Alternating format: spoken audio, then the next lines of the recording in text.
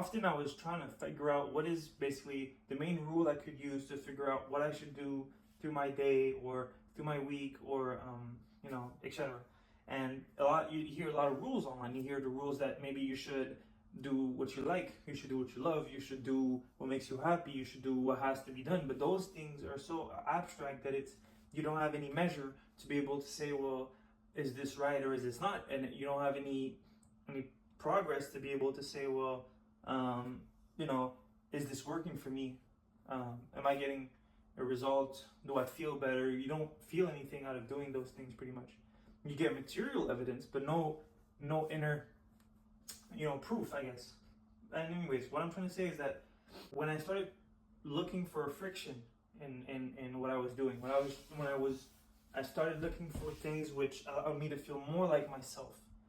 It felt for me like less of a abstract thing, but more of something that I could feel.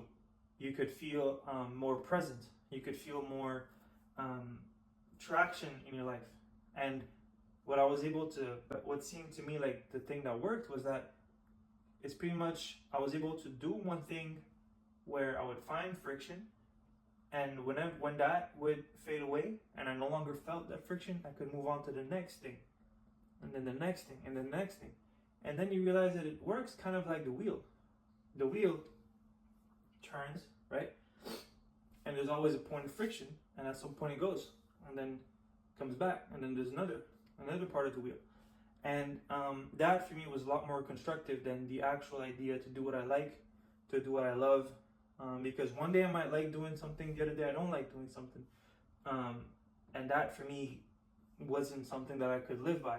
But to be able to say, this, have a list of things, right? And for me to say, well, these are the main things that when I do them, I feel more like myself, and then to switch between them and to be open to add things to that list allows for an actual sense of motion in your life, a sense of traction, in the sense that you are progressing as a person and developing as character.